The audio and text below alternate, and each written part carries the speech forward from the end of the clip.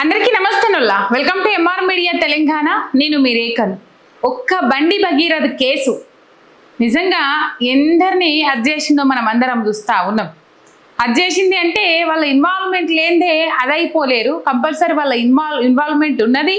బండి భగీరథకు సపోర్ట్ చేసిన ఇన్ఫ్లుయెన్సర్ల మీద కేసులు అయినాయి. తర్వాత దీనికి సపోర్ట్ చేసి వార్త రాకుండా ఏ పత్రికలో కూడా ఏ మెయిన్ స్ట్రీమ్ మీడియాలో వార్త రాకుండా అడ్జేసిండ్రు. ఆ మెయిన్ స్ట్రీమ్ మీడియాలు ఆ పైసల కమ్ముడు అయినా లేకపోతే భయానికి గురైనాయో తెలియదు, కానీ తెలంగాణ సమాజానికి మాత్రం ఒకటి అర్థమైపోయింది. కష్టం వచ్చినాడు నిలబడని పత్రికలు ఇవి. వాళ్ళకు అనుబంధ సంస్థలు, ప్రభుత్వానికి అనుబంధ సంస్థలుగా ఉన్న పత్రికలు ఏవైతే ఉన్నాయో, వార్త రాయని పత్రికలు ఏవైతే ఉన్నాయో జనాలకు ఇట్లనే దూసుకొని పోయినాయి. ఇలా వార్త రాయలేరు. ఈ ప్రభుత్వంలో ఏనాడన్నా ఏ ప్రజలకన్నా ఇబ్బంది కలిగినా, ఏ సామాజిక వర్గానికి సంబంధించిన వ్యక్తులకు ఇబ్బంది కలిగినా అది ప్రభుత్వానికి చెడ్డ పేరు మచ్చ వేస్తుంది అని ఉంటే ఆ వార్తను రాయే ఈ పత్రికలు, ఈ మెయిన్ స్ట్రీమ్ మీడియా ఛానళ్ళు అని చెప్పేసి జనాలకు ఆముచ్చట వేయింది. తర్వాత అన్నింటికి మించి సరే బండి భగీరథ స్నేహితులు కూడా ఇందులో ఉన్నారు. స్నేహితులను కూడా విచారిస్తారు. ఏదైతే నిర్మల్లో అమ్మాయి ఇట్లాంటిది అని చెప్పేసి ఆమె క్యారెక్టర్ బ్యాడ్ చేసే ప్రయత్నం చేసిర్రో వాళ్ళని విచారణలోకి తీసుకుంటారు, విచారిస్తారు. తర్వాత బండి సంజయ్ని కూడా పిలిచే అవకాశాలు ఉన్నాయని చెప్పేసి మాట్లాడుతూ ఉన్నారు. ఎందుకు బండి సంజయ్ని పిలుస్తారు అని అంటే, అమ్మాయి పేరెంట్స్ తోని దురుసుగా ప్రవర్తించిండు బండి సంజయ్. ఈ ముచ్చట మా అమ్మాయిని అడ్జేసిండు మీ అబ్బాయి అని చెప్పేసి పోయినప్పుడు ఇట్లా బలిమికి జీవి తీసుకోవడానికి ప్రయత్నం చేసింది, ఫినాయిల్ తాగింది అని చెప్పేసి మాట్లాడితే ఫినాయిల్ టేస్ట్ బాగుందని చెప్పేసి అడిగిండంట. ఇంకా ఎంతమందితో అడ్జేసిందో అని చెప్పేసి కూడా మాట్లాడిండట. అవి ఆయన కఠిన మనసు ఆ విధంగా ఉంటుంది. అదొకటి.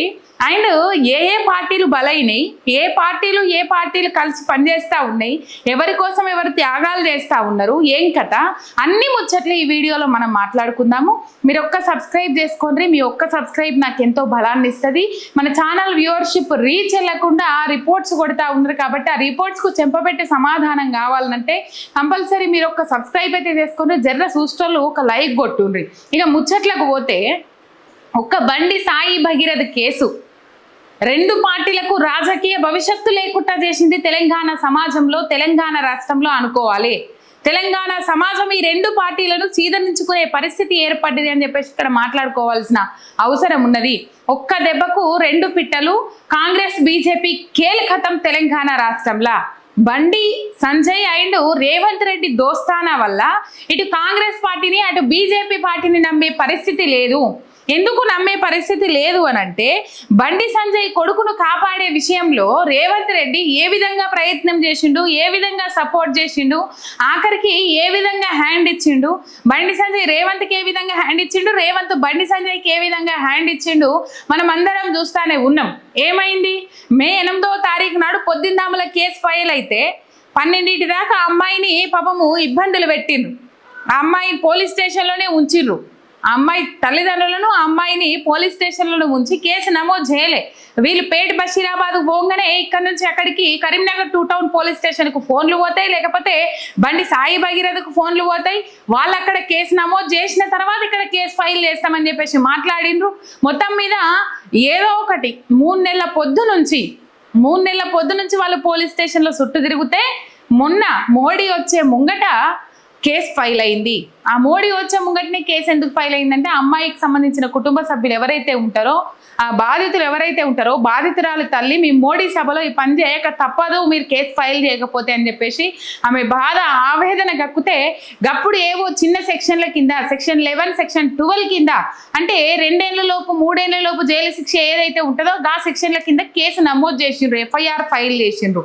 తర్వాత స్టేట్మెంట్ రికార్డ్ చేసిన తర్వాత సెక్షన్ 5, 6ల కింద కేసు నమోదు చేసిండ్రు, సెక్షన్లు మార్చిండ్రు.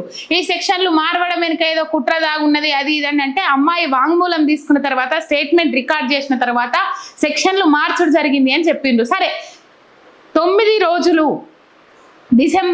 మే 8వ తారీఖు నాడు కేసు ఫైల్ అయితే 9 రోజులు తాత్సారం చేసి 9 రోజులు లేట్ చేసి దాంట్లో సిట్ వేసి ఎందుకు అరెస్టు చేయలేదు అని చెప్పేసి ప్రశ్న లేవనెత్తినప్పుడు మోడీ సభ ఏదైతే ఉన్నదో ఆ సభలో మోడీకి రక్షణ కోసము పోలీసులందరూ నిమగ్నమై ఉన్నారు, అందుకే దీన్ని పట్టించుకోలేదు అని చెప్పేసి ఓ ముచ్చట దాటేసిండు. అసలు ఈ ముచ్చట నాకు తెలియదు అని చెప్పేసి చెప్పుకొచ్చిండు రేవంత్ రెడ్డి.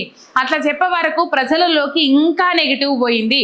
ఎట్లా అంటే కాంగ్రెస్ బీజేపీలు కలిసి పనిచేస్తా ఉన్నాయి. ఈ బీజేపీ బండి సంజయ్ అంటూ రేవంత్ రెడ్డి కలిసి పనిచేస్తా ఉన్నాడు. రేవంత్ రెడ్డి కోసం బండి సంజయ్ కోసం రేవంత్ రెడ్డి పనిచేస్తా ఉన్నాడు. ఈ ప్లేస్ లో సామాన్యులు ఉంటే ఇంకేం పరిస్థితి ఉండాలి? అమ్మాయిలు ఇంత ఉన్నోళ్ళే, ఇంత పేరు పలుకుబడి ఉన్నోళ్ళే, ఇటు వీళ్ళది మొత్తం మీద పదవులు ఉన్నాయి, అట్లా ఇట్లా అని చెప్పేసి చట్టాన్ని సుట్టం చేసుకొని దీన్ని తాత్సారం చేసుకుంటా అరెస్టు చేయలే 9 రోజుల పాటు. ఇంకెట్లా లేట్ చేయగలుగుతాం అని చెప్పేసి దీని మీద సిట్టు విచారణ చేసిండ్రు. సిట్టు విచారణ చేసిన తర్వాత సిట్టు విచారణకి ఎప్పుడు పిలిస్తే అప్పుడు హాజరు పడాలి. పేట బషీరాబాద్ పోలీస్ స్టేషన్లో నేను హాజరు పడతా అది అని చెప్పిండు, హాజరు కాలేదు. మొత్తం మీద నిన్నగాక మొన్న లొంగిపోయిండు పోలీసులకు. ఇవన్నీ మనం చూసినట్లయితే ఒక్కొక్కటి ఏం చేసిండు ఏం కదా అనేది కేసు నమోదు చేయడానికి 3 నెలలు తీసుకున్నారా, ఇందు 9 రోజులు అరెస్టు చేయడానికి. సోషల్ మీడియాలో వైరల్ అవడంతోనే 3 రోజుల తర్వాత రంగంలోకి దిగిండు రేవంత్ రెడ్డి. కేసు 8వ తారీఖు నాడు నమోదైతే మోడీ చచ్చిపోయిన తర్వాత దొంగలు పడ్డం కారణాల కుక్కలు మురిగినట్టు మొత్తం మీద ఆయన ఏం చేసిండు అని అంటే ఆ రోజు స్పందించి ఏం చెప్పిండు తెలుసా? ఇక్కడ బండి సంజయ్ కొడుకుతో తప్పు ఉన్నట్టు అని చెప్పేసి మాట్లాడలే.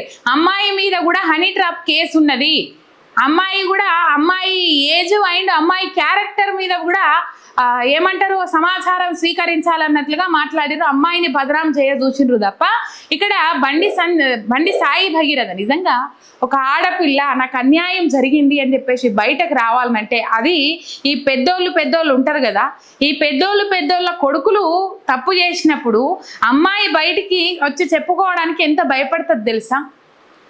ఇక్కడ ఈ అమ్మాయి విషయంలో అదే జరిగింది. ఇంకో 4 అమ్మాయిలు ఉన్నారట, వాళ్ళ కుటుంబ సభ్యులను డిస్టర్బ్ చేస్తారు, వాళ్ళ పేరెంట్స్ని డిస్టర్బ్ చేస్తారన్న ఉద్దేశంతోనే ఈ అమ్మాయిలు బయటకు వస్తలేరట. పాపం నిజంగా చెప్పాలంటే ఇంకో 4 అమ్మాయిలు ఉన్నారట.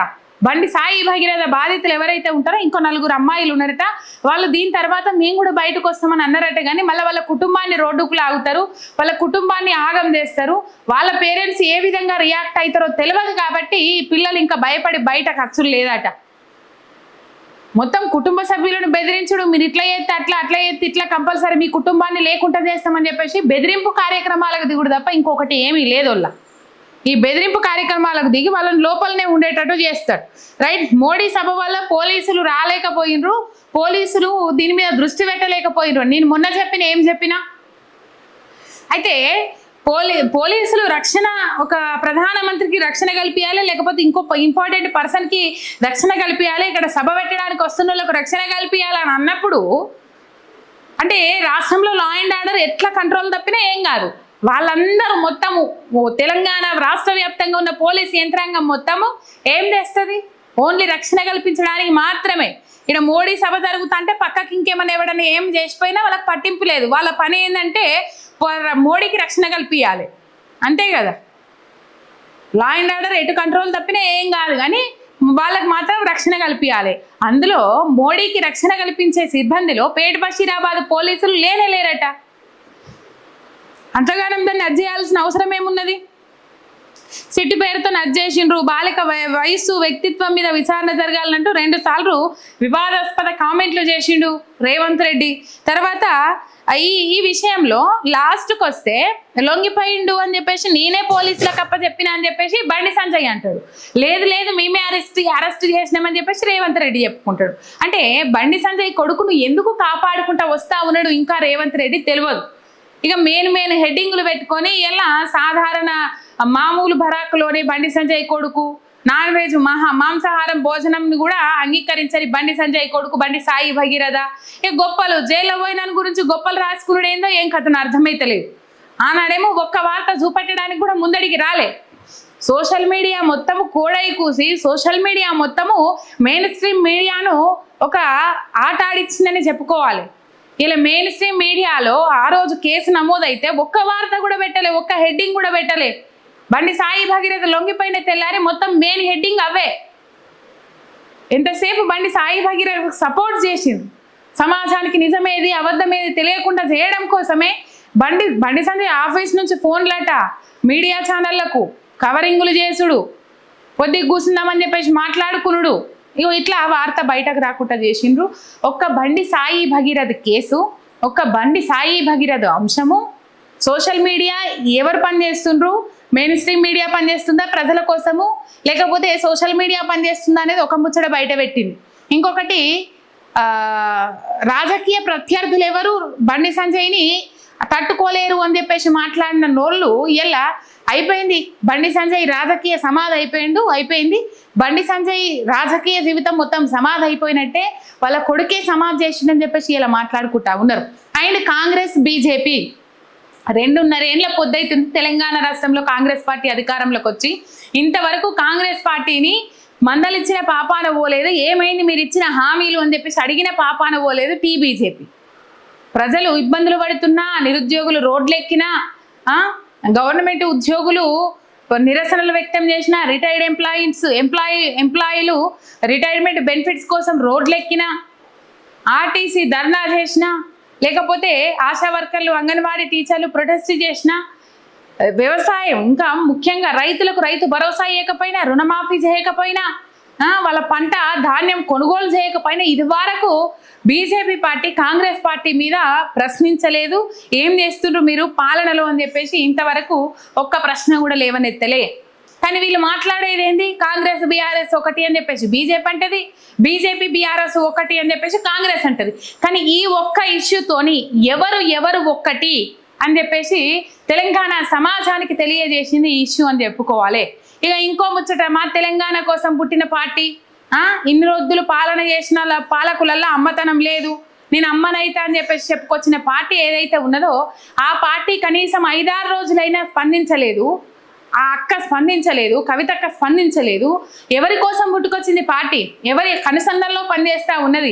ఎవరి అడుగుజాడల్లో నడుస్తూ ఉన్నది? ఎందుకు ఈ అంశం మీద స్పందించలేదు అని చెప్పేసి చాలా మంది, అంటే ఒక మహిళగా మహిళలకు రక్షణ కల్పిస్తా, మహిళలకు ముందు ప్రియారిటీ ఇస్తా అని చెప్పేసి మాట్లాడినామే, ఇలా మహిళ గురించి అమ్మాయికి జరిగిన అన్యాయం గురించి మాట్లాడలే. ఒప్పుకున్నాడు కదా బండి సాయి భగీరథ.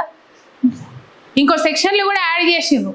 మొత్తం మీద ఒక్క బండి సాయి భగీరథ అంశము ఇగో ఇందరికి రాజకీయంగా ఎదగలేని దెబ్బ, కోలుకోలేని దెబ్బ కొట్టిందనే చెప్పుకోవాలి. తన నోటు దురుస్తోని నేను అందరినీ ఎదుర్కొంటా అని చెప్పేసి బండి సంజయ్ ఒక కాన్ఫిడెంట్తో ఉండే ఇన్ని రోజులు. కానీ ఈ ఒక్క అంశంతో బండి సంజయ్ నోరు మూతపడ్డదనే చెప్పుకోవాలి. ఆయన కాంగ్రెస్ బీజేపీ ఒక్కటే, వీళ్ళు తెలంగాణ రాష్ట్రం కోసం పనిచేసేటోళ్ళు కాదు. ఎవరి తప్పులు జరిగినా ఇద్దరిట్లలో ఒకరి కోసం ఒకరు పనిచేసేటోళ్ళు, ఒకరినొకరు కాపాడుకొచ్చుకునేటోళ్ళు తప్ప తెలంగాణ ప్రజల ప్రయోజనాల కోసం పనిచేసేటోళ్ళు కాదు. వీళ్ళిద్దరు అనుకోనే పనిచేస్తూ ఉన్నారు. ఆయన ధర్మపురి అరవింద్ కూడా మాట్లాడుతూ ఉన్నాడు, రేవంత్ రెడ్డి బీజేపీ పార్టీలకు రావడం కోసం బాగా తహతాలు ఆడుతూ ఉన్నాడు, ఆర్ఎస్ఎస్ ముచ్చట్లు చెప్పుకుంటూ వచ్చి మోడీని బుట్టలో వేసుకోవాలని అనుకుంటున్నాడు అని చెప్పేసి కూడా ధర్మపురి అరవింద్ మాట్లాడుతూ ఉన్నాడు. అంటే ఇటు రేవంత్ రెడ్డి కాంగ్రెస్ కోసం పనిచేస్తలే, బీజేపీలో పోవడానికి ప్రయత్నం చేస్తుందని చెప్పేసి బీజేపీ నాయకులే బాజాప్తా చెప్తా ఉన్నారు. అండ్ కాంగ్రెస్ బీజేపీ రేవంత్ రెడ్డి బండి సంజయ్ ఒక్కటే, వాళ్ళు వేరు కాదు అని చెప్పేసి ఈ అంశం నిరూపించింది. తెలంగాణ రాష్ట్రంలో ఈ 2 పార్టీలకు నూకలు లేకుండా చేసింది బండి సాయి భగీరథ అంశం చెప్పుకోవాలి. కాంగ్రెస్ బీజేపీని ఇంకా ముచ్చట ఏం చెప్పుకుంటారు వీళ్ళు? ఏమని ముచ్చట చెప్పుకుంటారు? ఒకసారి 2 సార్లు బీఆర్ఎస్కి ఇచ్చిండ్రు, ఒకసారి కాంగ్రెస్కి ఇచ్చిండ్రు, ఇక మాదే ఎలగబెడుతుంది, మా పార్టీ వస్తుంది, బీజేపీ ఒక్కసారి మాకు అవకాశం ఇవ్వండి అని చెప్పేసి అది చేసుకోవాలని తిరిగిండ్రు. కానీ మొత్తం మీద ఈ ఒక్క అంశము తెలంగాణ రాష్ట్రంలో బీజేపీని దెబ్బ కొట్టిందనే చెప్పుకోవాలి. ప్రజలలోకి ఎట్లా వెళ్ళిందంటే కాంగ్రెస్ బీజేపీ ఒకటి, బండి సంజయ్ రేవంత్ ఒకటి. బండి సంజయ్ కొడుకును రేవంత్ కాపాడుకుంటూ వచ్చిండు, 3 నెలలు కేసు పెట్టలేదు, కేసు పెట్టినాక 9 రోజులు అరెస్టు చేయలేదు. ఈ అంశం జనాలకు బాగా వేయింది. ఇగో ఇది ముచ్చట. ఒక సబ్స్క్రైబ్ చేసుకొని సపోర్ట్ చేయండి. మీ ఎంఆర్ మీడియా తెలంగాణ శనార్థి.